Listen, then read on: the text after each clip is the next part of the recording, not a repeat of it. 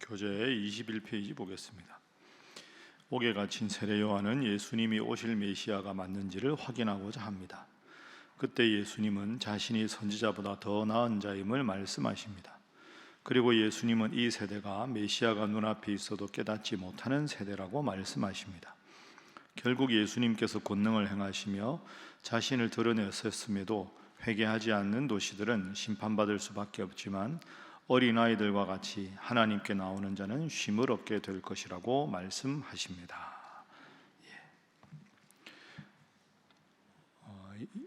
마태복음이나 누가, 마가, 요한 이 사복음서는 읽다 보면 앞부분에 예수님의 탄생 이야기가 나오고 뒷부분에는 예수님의 십자가와 부활 이야기가 나옵니다. 그러다 보니까 우리는 자연스럽게 이 성경이 쭉 연대순으로 기록됐겠거니라고 생각하는 경우가 많이 있습니다. 그런데 그렇지가 않습니다. 성경을 읽어보면 예수님 공생의 후반기에 있는 사건이 앞에 나오기도 하고 앞에 나와 있는 것이 후반기에 나오기도 합니다.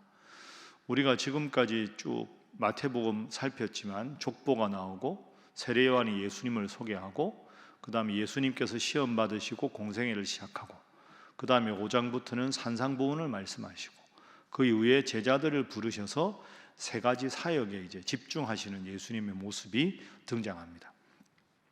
그 중에서 이제 오늘 11장 그리고 우리가 내일 읽을 12장 이렇게 쭉 넘어가면 이제 예수님이 산상보훈도 하시고 이제 공식적으로 공생애를 시작하시고 제자들과 함께 일을 하시다 보니까 예수님을 박해하는 세력, 이 세력들도 점점 예수님 앞에 등장해서 예수님의 일을 방해하기 시작하는 그런 내용이 오늘 11장 그리고 12장입니다.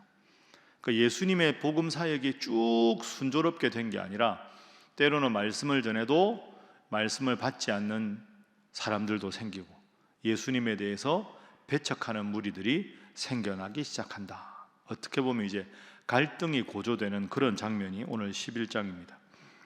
그 중에서도 참 그 사막의 오아시스처럼 훌륭한 인물이 등장하죠. 바로 세례 요한입니다.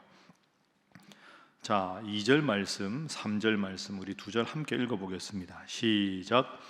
요한이 옥에서 그리스도께서 하신 일을 듣고 제자들을 보내어 예수께 여짜오되 오실 그이가 당신이 오니이까 우리가 다른 일을 기다리오리이까. 아멘. 세례 요한이 지금 2절에 보면 감옥에 갇혔습니다. 세례 요한이 회개하라 천국이 가까웠다 하고 유대 광야에서 말씀을 전했는데 워낙 세례 요한이 하나님의 사람으로 훌륭하니까 도시에 살던 사람이 예루살렘까지 있던 사람들이 유대 광야 세례 요한의 거처로 가서 말씀을 듣습니다. 그만큼 백성들은 세례 요한을 존경하고 따랐습니다. 오실 메시아가 세례 요한 당신이 아닙니까? 착각할 정도로 세례 요한은 정말로 하나님께서 예수님의 길을 준비하라는 사명에 철저한 사람이었습니다. 그러던 세례 요한이 2절에 보면 감옥에 갇혔습니다. 그 당시 헤롯 안디바가 있었죠. 대헤롯 아들들인데요.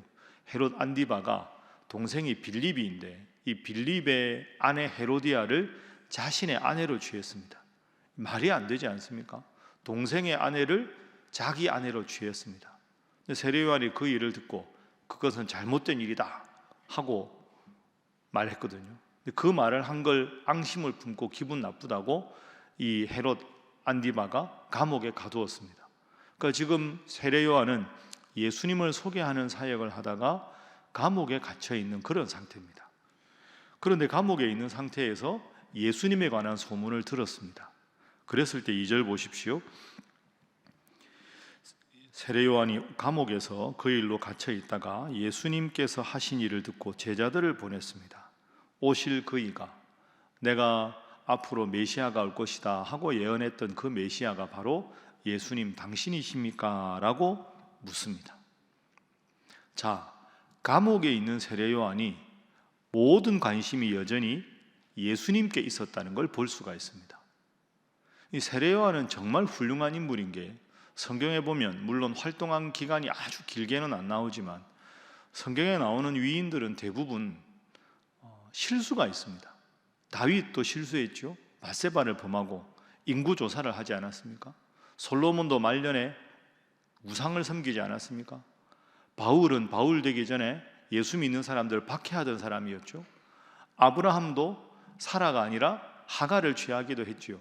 다 부족한 점이 있는데 세례요한은 정말 훌륭한 게 한결같이 예수님을 소개하는 일만 한 사람입니다. 오늘 2절에 감옥에 있는데도 제자들에게 예수님에 관한 소식을 듣고 내가 예언하고 하나님께서 보내실 메시아가 당신입니까? 라고 물었습니다.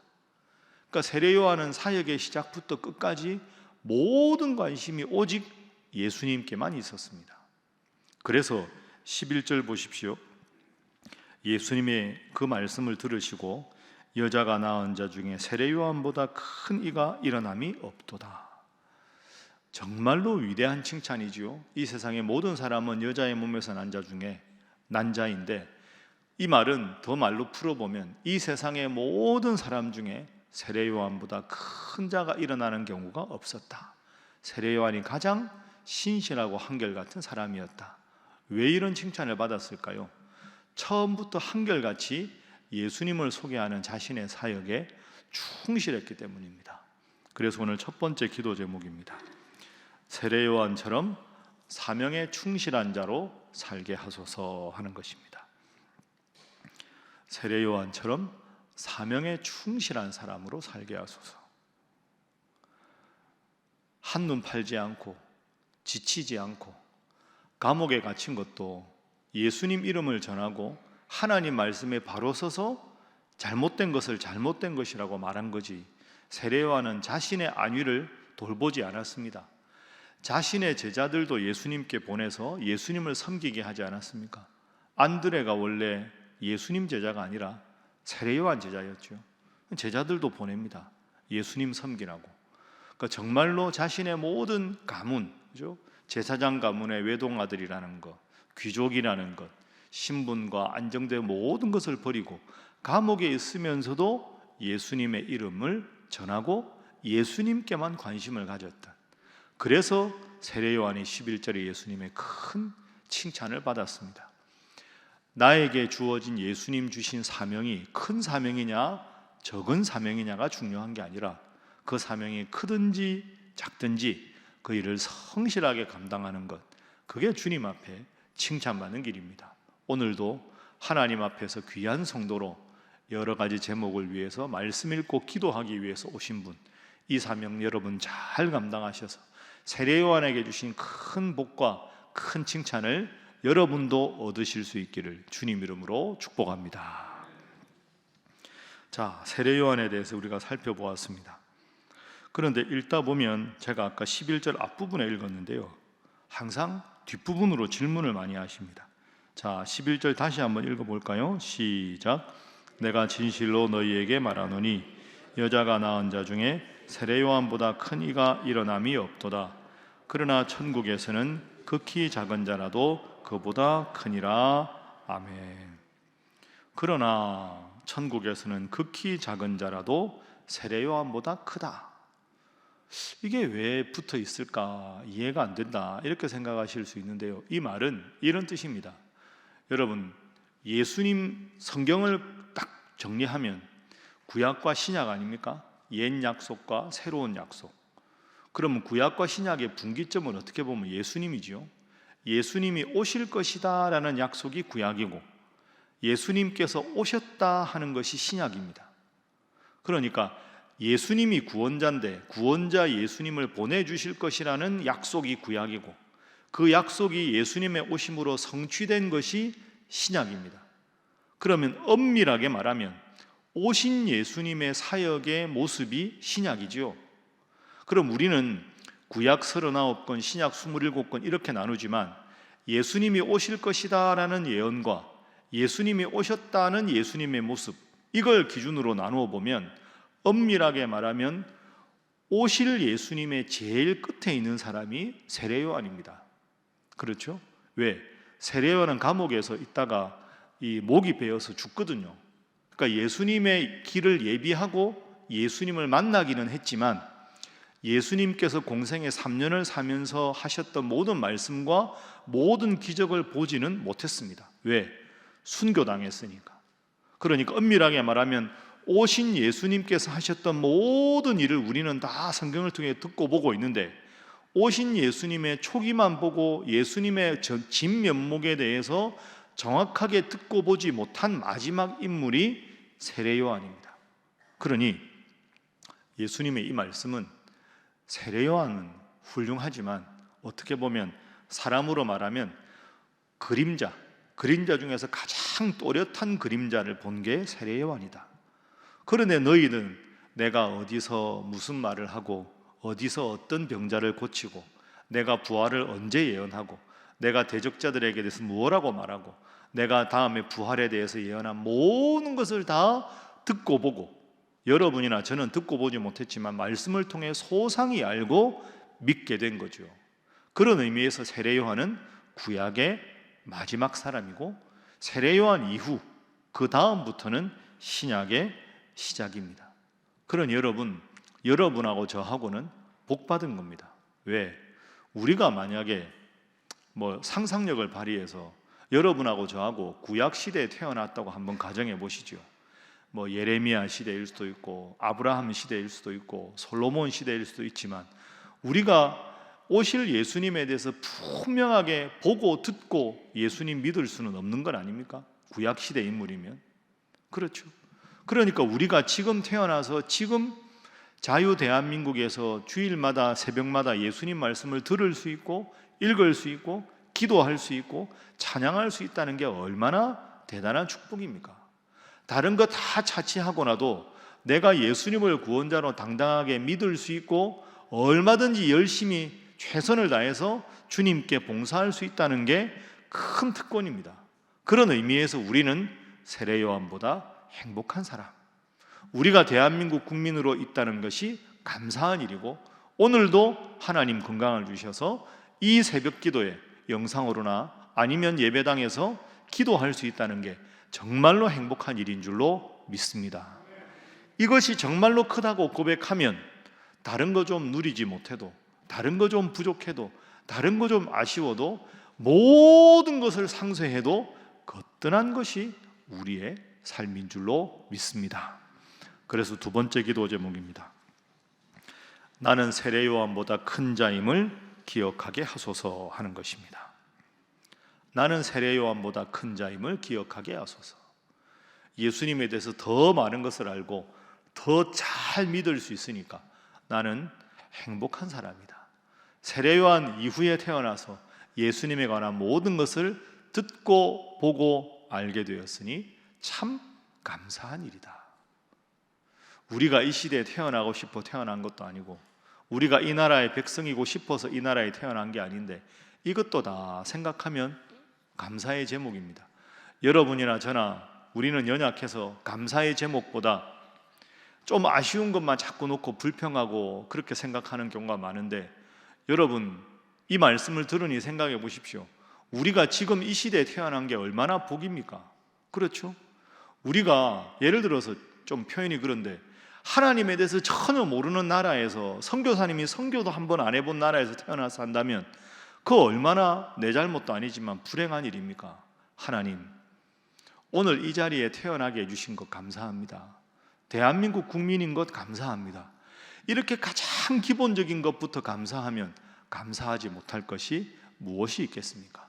오늘 하루도 살아가실 때 항상 기뻐하고 쉬지 말고 기도하고 범사에 감사하는 여러분 되시기를 주님 이름으로 축복합니다.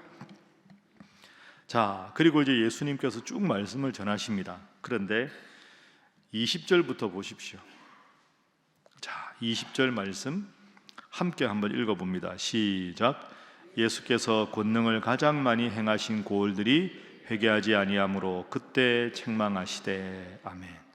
화 있을진저 고라시나 화 있을진저 벳세다야, 너희에게 행한 모든 권능을 예수님에 대해서 잘 모르는 두로와 시돈에서 행하였더라면 그들이 벌써 회개하고 베옷을 입고 제에 앉아서 하나님께 용서를 구했을 텐데, 너희들은 내가 그렇게 기적을 많이 행했는데도 20절 말씀대로 회개하지 않는구나.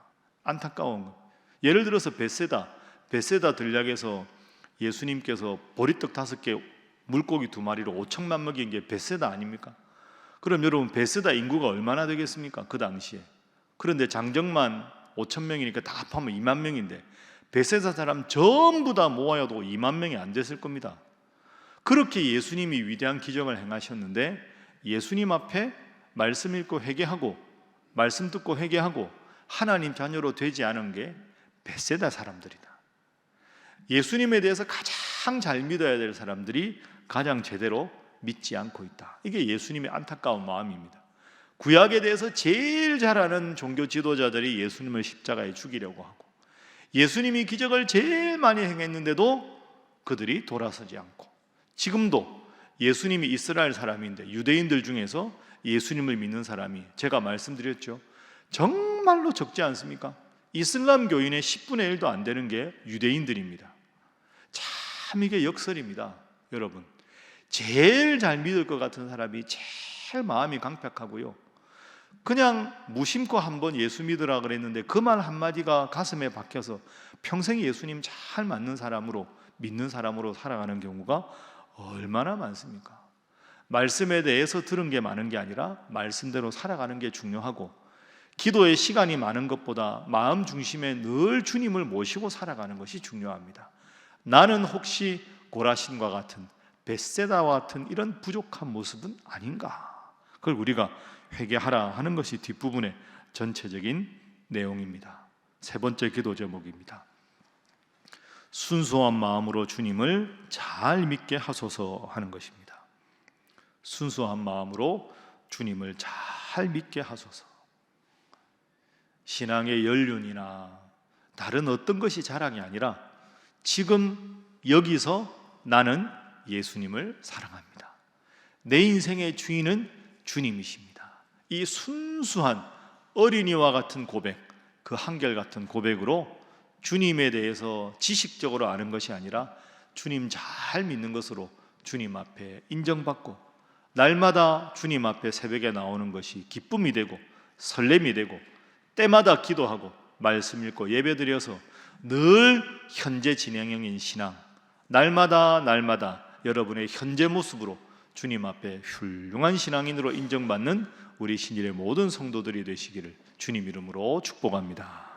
기도하겠습니다. 하나님, 주님 이름 전하다가 감옥에 있어도 주님 생각만 했던 세례 요한을 본받게 하시고 내가 지금 하나님을 믿고 하나님 앞에 나와 있다는 것이 가장 큰 감사의 제목임을 늘 기억하고 겸손하게 늘 지금 이 자리에서 주님 잘 믿는 것으로 주님 앞에 인정받는 겸손한 신앙인 되게 하여 주시옵소서. 기도하시고 성지순례 모든 일정을 잘 마치고 모두가 건강히 돌아왔습니다. 하나님, 앞으로도 80주년 이제 가을에 이런저런 행사가 많은데 모든 것 기도로 시작하고 기도로 마쳐서 하나님께 영광 돌리는 우리 신일교회 되게 하여 주시옵소서.